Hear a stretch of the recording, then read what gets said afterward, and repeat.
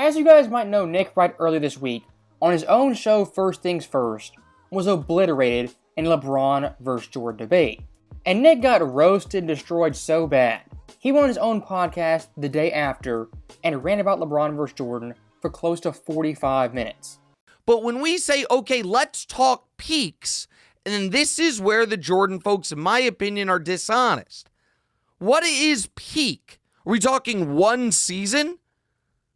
Because there is no single season Michael Jordan ever had better than LeBron James's 2013 season. It doesn't exist. In 2013 for LeBron James, he was the league MVP. He was the finals MVP. He had a damn near perfect game 6 of the finals down 3-2, and then a perfect game 7 of the finals, 37-12, and the game-winning jump shot over Kawhi Leonard. And, oh yeah, by the way, during that year, they had a 27-game winning streak, and he was 3 votes away from winning Defensive Player of the Year. So the fact Nick Wright accuses other fans of, quote, being dishonest, when he himself is the biggest snake oil salesman in basketball, that is quite ironic. Now, looking at the actual debate, Nick Wright thinks 2013 LeBron James, that season, is the best year of all time and better than Michael Jordan at any point in his career. Now look, LeBron in 2013 undoubtedly had a great season. But if you're going to say that one year is better than any year of Jordan's career, I mean, at least compare him to Jordan and not to himself. As looking at accolades, 2013 LeBron James versus 92 Jordan. Both MVPs, first team All-NBA, first team All-Defense, LeBron second DPOY, and Jordan third. In terms of team record, virtually the same, and scoring pretty equal. If you want to split hairs looking at the regular season, I mean, go ahead and do that. But looking at 2013 LeBron James versus 92 Jordan, when it comes to playoffs, I mean, there's no hairs to be split. As Michael Jordan in the playoffs was definitively, and I would say drastically better than LeBron James in 2013. In terms of overall scoring, 34.5 points per game, nearly 10 more than LeBron James. In terms of shooting splits, better from the field, 3, and the line. And defensively, looking at both these players, again I would argue it was a wash. And looking at Jordan 92 more in depth, compared to every player in NBA playoff history, Jordan this year had the most 30-point games ever in a single playoff run at 16.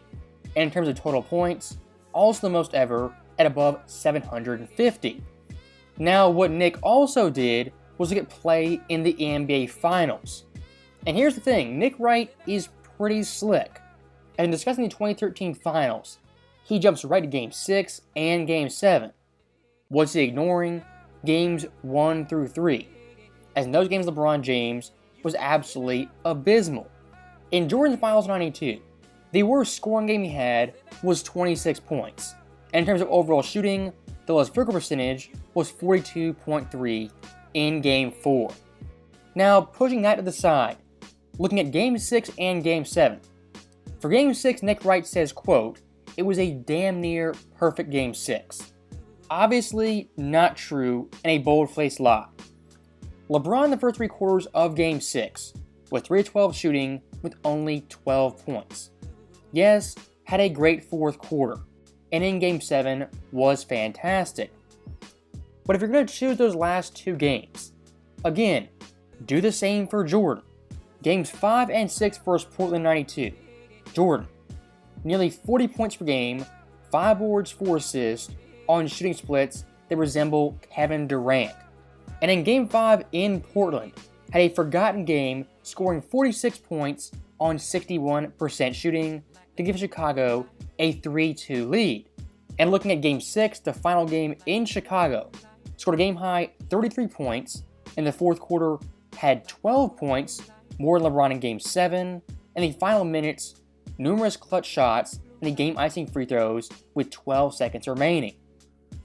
Find the Jordan season that matches that. You can't. People are like, oh, but Michael Jordan won MVP and Defensive Player of the Year in the same year. He did. In a year he did not even make it to the finals, let alone win the championship. So when are we talking Jordan's peak? Are we talking 1 year? Now, stopping right there, this clip to the overall debate of who had a higher peak is kind of irrelevant. But in other ways, this clip is vitally important, as Nick in these 30 seconds exposed himself as a massive hypocrite. As comparing Jordan 1988 versus LeBron in 2013, what does Nick go to off the bat immediately as to why LeBron was better? Team success, winning, and championships. For someone like Nick Wright, that is pretty perplexing, as when it comes to Jordan versus LeBron, their overall careers, Jordan having 6 championships, LeBron having 4. Nick will never mention that in any debate or conversation. And look, don't get me wrong, when it comes to championships, they matter a heck of a lot in these debates. But for Nick Wright, be consistent. 4-year peak? Now it tilts back to LeBron James. Well, wait, what do you mean, Nick? Well, 4 years. What 4 years are we talking about? Nick, you mean you're holding against Michael Jordan when he didn't play? Yes. I'm not holding against it. But it is, and this is where I say people are dishonest.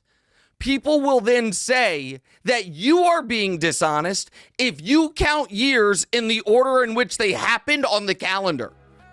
So, stopping it right there, when it comes to Nick Wright, he'll give LeBron James every excuse in the book for his teams failing and LeBron folding.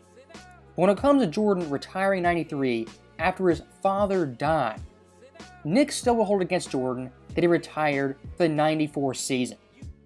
I mean, that right there, some pretty down dirty tactics. But even with that being said, looking at Jordan's 4-year peak, it's not 91 to 94. If anything, it's 1990 to 93.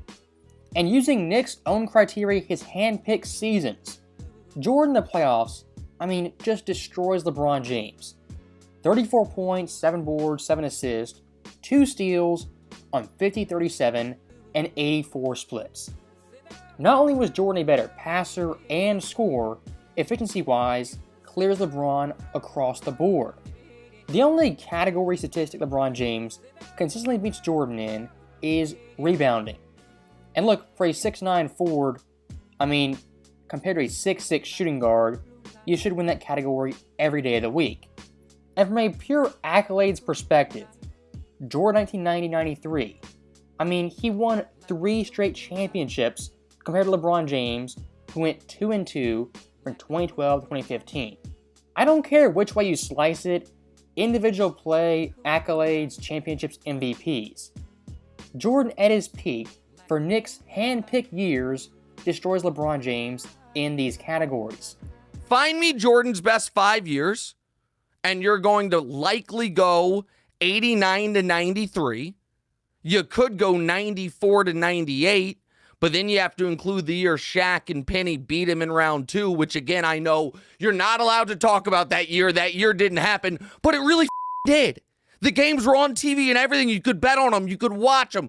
I know there is a whole generation of people that have been tricked into believing it's this weird thing where it's like you can't mention those 2 years that Jordan didn't win the title in the middle of the 6 rings.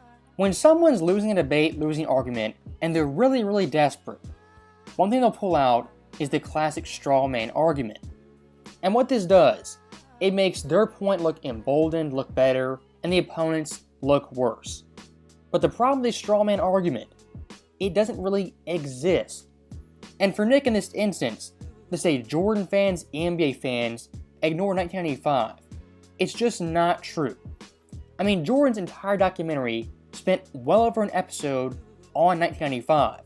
At this point in 2024, with phones, TVs, YouTube, if you don't know this already as an NBA fan, that's on you, not me. But you find me a better 5-year peak than LeBron James from 12 to 16. 2012, NBA champion, league MVP, finals MVP. 2013, 27-game winning streak, NBA or league MVP, finals MVP. 2014, shot 58% from the field in the finals, 49%, 50% from three, and the guy guarding him won finals MVP. The next year, 36, 13, and 9 in the NBA finals with Matthew Dellavedova as his second best player on his team, and the guy guarding him won finals MVP, and the next year, 3-1 comeback on a 73-win team. You find me a better 5-year run. Find it. I'm excited to see it, but it doesn't exist. So, stopping it right there, once again, we're using Nick's criteria, his parameters, of what a 5-year peak looks like. And for LeBron, he chose 2012 to 2016. For Jordan, 89 to 93. And like he did early in the video, when debating who had the better peak, he's giving one side of the argument. Listen to LeBron's accomplishments, his big-time games, and noteworthy performances. And why Nick kind of puts Jordan to the side, but highlights LeBron James, is if you compare the guys straight up, Jordan again clears LeBron James pretty easily. Want to look at championships? Yes, they are tied. But all defensive teams, scoring titles, that stuff once again is in Jordan's favor. And if you say accolades be damned, put those to the side, I want to see who is the better player in the playoffs at their peak. Well, okay, let's do that. LeBron James, his 5-year apex, versus Jordan, his 5-year apex. MJ, 6 more points per game, barely more assists, barely more steals, but from the field, 3, and the line, beats LeBron James in all 3 categories. And I think it is worth mentioning, LeBron at his so-called peak versus the Pacers in 2014 had a game where he scored 7 points. Yes, you heard that right. LeBron in the playoffs versus Roy Hibbert scored 7 points. Michael Jordan, 89-93, didn't have a single playoff series under 29 points per game, and didn't dare have a game under 10 points. If it's 10 years, it's clearly LeBron, but that's probably not peak, except for LeBron's peak really was 10 years, because he won his first title in 2012 and his last title in 2020. So that's a decade stretch, but set that aside. Now, stopping it right here, Nick Wright, per usual, a quick talker, fast on his feet, and says things at a rapid pace. But right here, I gotta stop him cold in his tracks. As saying LeBron James over a 9-year period, 2012 to 2020, was better than Jordan at any point in his career, definitively is false. I mean, look at Michael Jordan, 1989 to 1998. 2 more MVPs, 2 more championships, 2 more finals MVPs, 2 more three-peats, 5 more all-defensive teams, and 8 more scoring titles. I don't think any rational person can argue LeBron James over his decade stretch was better than Jordan at his decade stretch. Of his career, without Scottie Pippen, and all 5 years was below 500. Should that be disqualifying? People just react like you spit at them. Like, oh, you're going to bring up the Wizards years? Oh, I don't know, guys. Was he playing? Was he younger when he started with the Wizards than LeBron is right now? So, stopping it right there in this clip, I just love Nick's energy. As I'm talking about Jordan the Wizards, he says, well, was he playing? I mean, kind of being sarcastic, but then again being serious. Because Jordan's time in Washington, yes, it does count. But for Nick Wright, do you really want to go there, looking at post-prime and pre-prime? As it comes to LeBron James in Los Angeles, what many say was his post-prime. 2019 missed the playoffs. And you might say, wow, he only played 55 games. Okay then, Jordan 02 only played 60. And you still said, well, was he playing? So, LeBron 2019, I guess, we gotta hold it against him.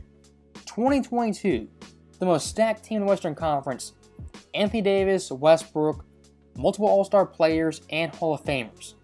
LeBron with his team only won 33 games.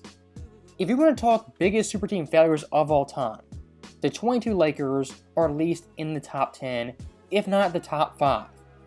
Long story short, if you're going to say Jordan Washington was his massive failure, hold it against him so much. Say, well, was he playing? Keep that same energy for LeBron James when he fails in Los Angeles. So, as always, thank you guys for watching. Hope you enjoyed it. I'll see you next time.